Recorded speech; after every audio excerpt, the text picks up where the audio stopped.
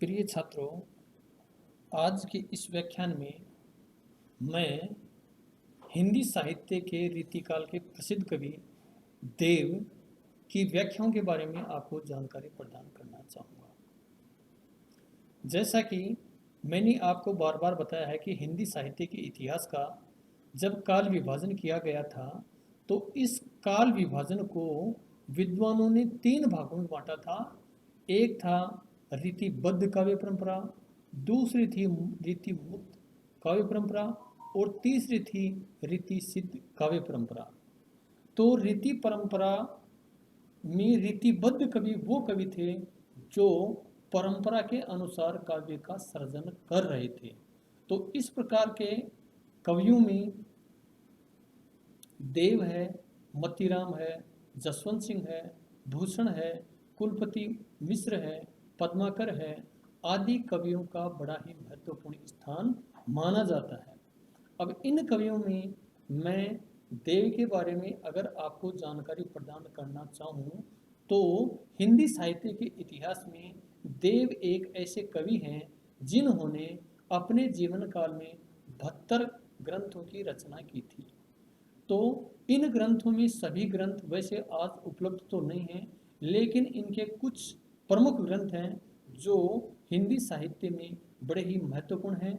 जैसे भवानी विलास है, रस विलास है, भाव विलास है, कुशल विलास है, अष्टायाम है, देव सभा प्रपंच है, देव चरित्र है और देव माया प्रपंच।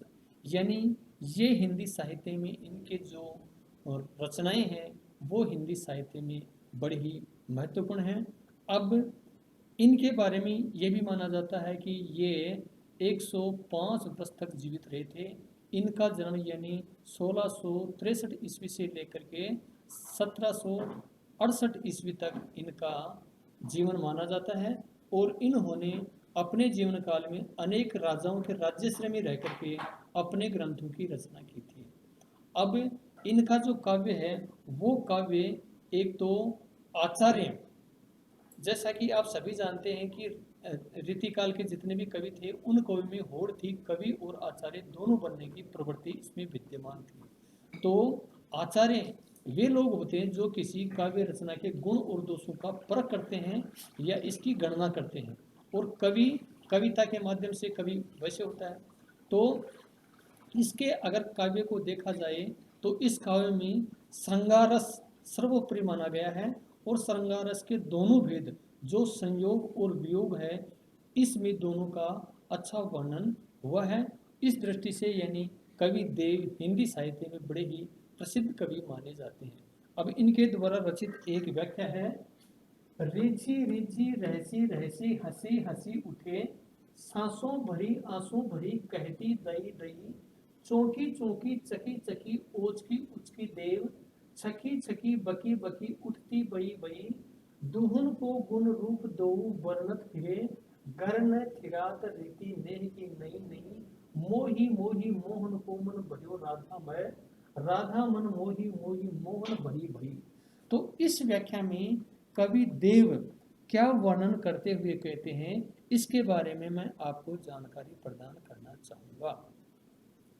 कवि देव कहते हैं कि राधा और कृष्ण जब दोनों का प्रेम हो जाता है तो प्रेम हो जाने के बाद में उनकी कैसी मनोदशा होती है, कैसी स्थिति होती है, उसका कवि देव ने बड़ा ही सुंदर और सार्थक वर्णन किया है। जैसे ऋषि ऋषि यानी इसका मतलब है राधा और श्री कृष्ण जब एक दूसरे पर मोहित हो जाते हैं तो रहसी रहसी हंसी हंसी उठे, तो यानी एक दूसरे को देख करके वो हंसते रहते हैं, हंसते हैं और सांसें भरी सांस भरते हैं, उच्छ्वासें भरी यानी उच्छ्वास भी भरते हैं,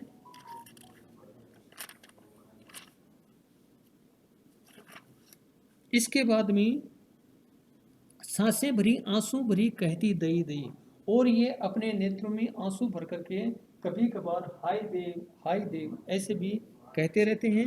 और छकी छकी यानी छकी छकी का मतलब है यहाँ पर छकने से छक जाते हैं, और इसके बाद में उत्साह से भरते हैं, आंखों में आंसू भरकर हाय देवा करते हैं। कभी वे चौंक पड़ते हैं, कभी चकित हो जाते हैं, कभी नाचते कूदने लगते हैं, कभी वे स्तंभित होकर अनाप शनाप बड़बड़ाने लगते हैं। तो ये सही है, जब इस प्रकार का वातावरण होता है तो दोनों की स्थिति क्या होती है, इसका बड़ा ही सुंदर देव ने वर्णन किया है। दोनों एक दूसरे के रूप और गुण का वर्णन करते फिरते हैं, अथवा दोनों एक दूसरे के रूप और गुण को धारण कर डोलते फिरते हैं। घर पर वह एक पल भी नहीं ठहरते हैं। यह प्रेम की नई नीति है। मुग्ध होकर मोहन का मन राधिकामय हो गया है और राधा का मन मोहनमय हो गया है। तो इस प्रकार से इन पंक्तियों में राधा और कृष्ण का जो प्रेम होता है और प्रेम के बाद में दोनों की क्या स्थिति होती है, इसका बड़ा ही सुंदर वर्णन किया है। और इसके माध्यम से जैसे रिझी रिझी रिझी रहसी रहसी हंसी हंसी उठी, तो इस प्रकार से यानी दोनों के जो मनोभाव होते हैं उन मनोभावों का बड़ा ही सुंदर वर्णन किया गया है। अगर इस व्याख्या को देखें तो इसमें हम ये कह सकते हैं कि यह छंद पद मैत्री का बड़ा सुंदर उदाहरण है। यानी पद मैत्री में यह छंद कवि देव ने लिखा है। इसमें प्रेम योग की चरम सीमा की व्यंजना है। और इसमें अगर छंद देखा जाए तो इसमें कवि ने मन हरण कवित इसमें लिखा है। तो इस प्रकार से कवि देव का ये बड़ा ही प्रेम और संयोग श्रृंगार से संबंधित इसको छंद मान सकते हैं, जो बड़ा ही हिंदी साहित्य में महत्वपूर्ण है। अब इसके बाद में कवि देव की एक दूसरी व्याख्या थी, जिसके बारे में मैं आपको बताऊंगा। कथामी न कंथामी, यानी कथामी न कंथामी न तीर्थ के पंथामी, न पोथी में न पाथ में न साध की बिसती में, जटामी न कुंडन मुंडन न तिलक त्रिपुंडन न, नदी कूप कुंडन अनहाद दान रीति में, पीठ मठ मंडल न कुंडल कमंडल में, माला दंड में न देव देहरे की भीति में, आपू ही अपार पारावार प्रभु पूरी रहो, पाइये प्रकट परमेश्वर प्रतीति में। अब इस पद्यांश में कवि देव वर्णन करते हुए कहते हैं कि भगवान को कहीं भी ढूंढने की जरूरत नहीं है, बल्कि वो तो अगर कोई भक्त सच्चे मन से यानी अपने हृदय में उसे याद करेगा तो उस प्रभु की प्रतीति अर्थात उसका मिलन उस प्रभु से हो जाता है। जैसे कथा में यानी उस भगवान को प्राप्त करने के लिए कोई कथा सुनने की जरूरत नहीं पड़ती। कंथा में और न कोई यानी चोला धारण करने से ही ईश्वर की प्राप्ति होती है, और न कंथा पहनकर जोगी बनने में ही भगवान मिलता है, न साध की बसती में और न वह कोई सच्चा साधु बनने से और साधु की संगति प्राप्त करने से भी वह ईश्वर प्राप्त नहीं होता। जटा में वह तीर्थ में और न किसी पंथ विशेष की मान्यता में है, न किसी जटा में,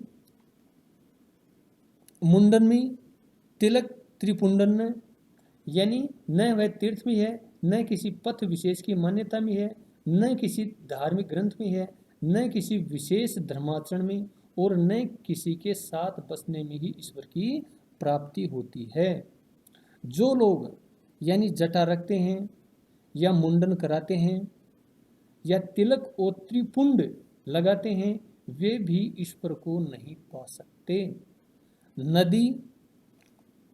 नदी में, कूप कुएं में, कुंडल यानी कुंडल धारण करने में, कमंडल में कमंडल को धारण करने में भी ईश्वर की प्राप्ति नहीं हो सकती।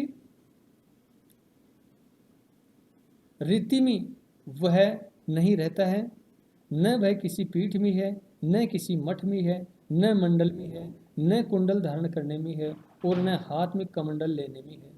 माला फेरने और दंड धारण करके यति बनने तथा किसी देवता के स्थान में भी वह ईश्वर नहीं है। वह परम परमेश्वर अपार महासागर के समान है, जो प्रेम और विश्वास में विद्यमान रहता है।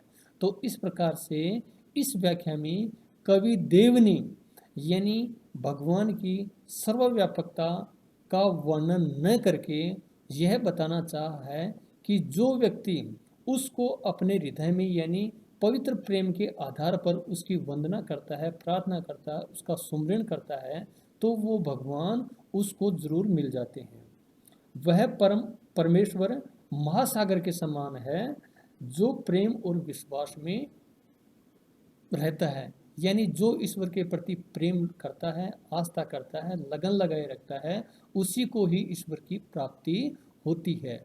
तो इन दोनों जो व्याख्याएं हैं मैंने आपको बताई हैं, दोनों व्याख्याएं यानी एक व्याख्या तो काव्य दृष्टि से यानी प्रेम के सगुण रूप में देखी जा सकती हैं, जिसमें नायक और नायिका यानी जब दोनों में प्रेम जागृत होता है तो दोनों की मनोभावनाएं या दोनों की स्थितियां किस रूप में हो जाती हैं, जैसे रीझना है, खींचना है, उत्साह से भरना है, हाय देव देव करना है, उचके उचके, छुपके छुपके, हंस करके, यानी दोनों में जो परिणति हो जाती है उसका बड़ा ही वर्णन किया है।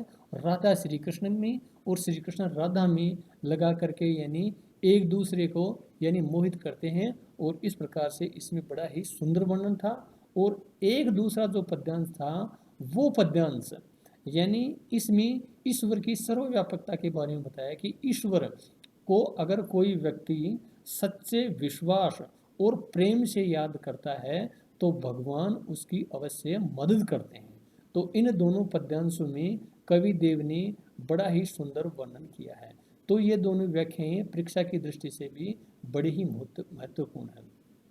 जैसा कि आपने रीतिकाल को जाना था कि रीतिकाल में जितने भी कवि हुए हैं, चाहे वो पद्माकर देख लीजिए, चाहे सेनापति देख लीजिए, बिहारी देख लीजिए, घनानंद है, बोधा है, आलम है, ठाकुर है, जितने भी कवि हुए हैं उन्होंने भगवान के गुणों का गान किया है, और उन्होंने यही कहा है कि आस्था और विश्वास अगर व्यक्ति में होता है तो उसके बल पर वो ईश्वर की प्राप्ति को कर सकता है। तो इस काल में जो कवि थे वो कवि और आचार्य दोनों थे। यानी कवि और आचार्य बनने की तो इनमें होड़ सी रहती थी कि मैं कवि भी हूँ, और उनमें ये होड़ भी होती थी कि तेरे से ज़्यादा छंदों का, अलंकारों का, भाषाओं का मैं प्रयोग करूँगा। तो ऐसा करने के बाद में आलोचकों ने ये माना कि रीतिकाल के जितने भी कवि हुए हैं वो कवि आचार्य और कवि बनने की उनमें एक प्रवृत्ति थी, उनमें एक होड़ सी रहती थी। तो इस दृष्टि से कवि देव को भी कवि और आचार्य बनने का इसमें मौका दिया जा सकता है। तो इस दृष्टि से ये दोनों ही व्याख्याएं हिंदी साहित्य के इतिहास में बड़ी ही महत्वपूर्ण हैं। तो प्रिय छात्रों, अगला जो व्याख्यान होगा उस व्याख्यान में मैं इससे अगली जो व्याख्याएं हैं उन व्याख्याओं के बारे में और उसके सरलार्थ के बारे में आपको जानकारी प्रदान करूंगा। तब तक के लिए बस इतना ही।